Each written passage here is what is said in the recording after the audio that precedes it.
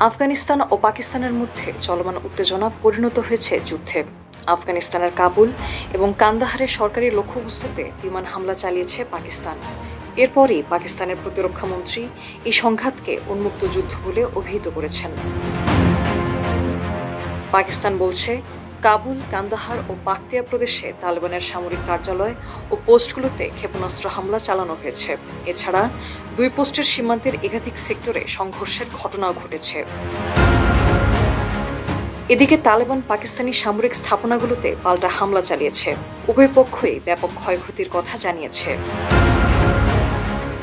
কাবুল, কান্দাহার ও পাকতিয়া প্রদেশে হামলার বিষয়ে নিশ্চিত করেছে তালেবানের মুখপাত্র জাবিউল্লাহ মুজাহিদ। বিকাশ পেমেন্টে 10,000 টাকার বেশি অফার, শপিং চলছে তো।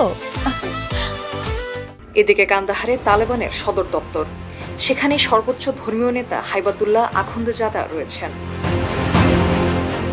কিন্তু আন্তর্জাতিক গোয়েন্দা থিঙ্ক ট্যাঙ্ক সংস্থা ওপেন সোর্স ইন্টেলিজেন্স ও সিন্ট সামাজিক যোগাযোগ মাধ্যম এক্সে দাবি করছে, পাকিস্তানের হামলায় আখুন্দজাদা নিহত হয়েছেন।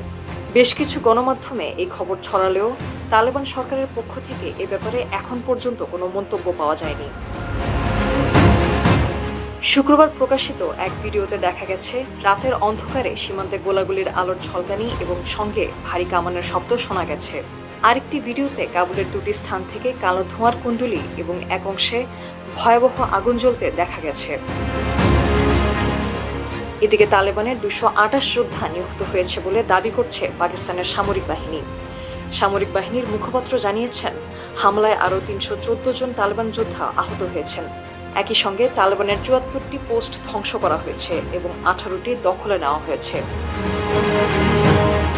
অন্যদিকে তালেবানের মুখপাত্র মুজাহিদের দাবি, 55 জন পাকিস্তানি সৈন্য নিহত হয়েছে এবং 19টি পোস্ট দখল করা হয়েছে। এছাড়া নানগারহার প্রদেশে 8 জন তালেবান যোদ্ধা নিহত, 11 জন আহত এবং 13 জন বেসামরিক নাগরিক আহত হয়েছে।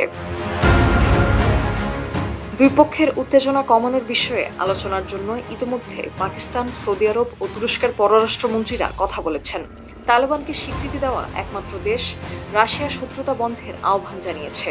মস্কোর পররাষ্ট্র মন্ত্রণালয় বলেছে, উভয় পক্ষ চাইলে রাশিয়া আলোচনার মধ্যস্থতা করার বিষয়টি বিবেচনা করবে।